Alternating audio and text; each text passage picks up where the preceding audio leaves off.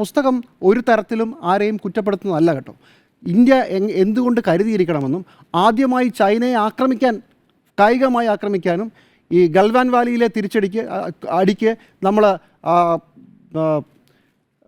മറ്റൊരു സ്ഥലത്ത് കൈലാസ് സെക്ടറിൽ നമ്മൾ തിരിച്ചടി കൊടുത്തെന്നൊക്കെ പറയുന്ന പുസ്തകമാണ്. പക്ഷേ അതിൻ്റെ വരികൾക്കിടയോടെ ഈ സംഭവങ്ങളെല്ലാം ഉണ്ട്. ഓഗസ്റ്റ് 30 ഒരു സൈനിക മേധാവിയോട് നിങ്ങൾ തീരുമാനിച്ചോളൂ, ചൈനയുമായിട്ടുള്ള യുദ്ധമാണ് പറയുന്നത്. 1962 ചൈനീസ് യുദ്ധത്തിന് ശേഷം ഒരു ഘട്ടത്തിൽ പോലും ചൈനയുമായി ഇന്ത്യ വെടിവെപ്പിലേക്ക് പോയിട്ടില്ല.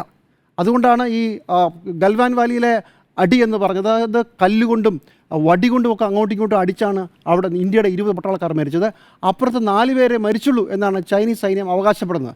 പക്ഷേ അതിൽ കൂടുതൽ ആളുകൾ മരിച്ചെന്നും ഇന്ത്യൻ സൈനികരെ തടവുകാരായി ചൈനീസ് പട്ടാളം പിടിച്ചുകൊണ്ട് പോകുമ്പോൾ ആ നദിയിൽ നിന്ന് ചൈനീസ് പട്ടാളക്കാരുടെ ഓരോരുത്തരുടെ ശവശരീരം കോരിയെടുക്കുമ്പോഴും ഇന്ത്യൻ സൈനികരെ ഇവർ മർദ്ദിച്ചെന്നും 3 ദിവസം ഇന്ത്യൻ സൈനിക ഉദ്യോഗസ്ഥർ 10 പേർ, അതിൽ 4 ഉദ്യോഗസ്ഥരുണ്ട്, ഇവരെല്ലാം ചൈനീസ് പട്ടാളത്തിൻ്റെ കയ്യിലായിരുന്നെന്നുമാണ് ഇദ്ദേഹം ഈ പുസ്തകത്തിൽ പറയുന്നതായി കാരവൻ റിപ്പോർട്ട് ചെയ്യുന്നത്. ഇത്രയും സംഭവങ്ങൾ ഉണ്ടായിട്ടുണ്ട്.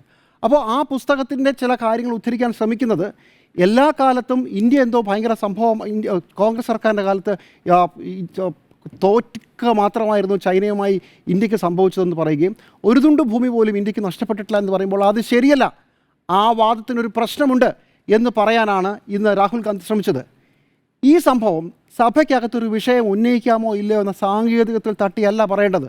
ഇങ്ങനൊരു പുസ്തകം ഇവിടെ കിടന്ന് കറങ്ങുന്നുണ്ടെന്നും നിങ്ങളതിന് അനുമതി കൊടുക്കുന്നില്ല എന്നുള്ളതും പറയണ്ടേ, അല്ലെങ്കിൽ ഈ പറയുന്നത് ശരിയല്ല.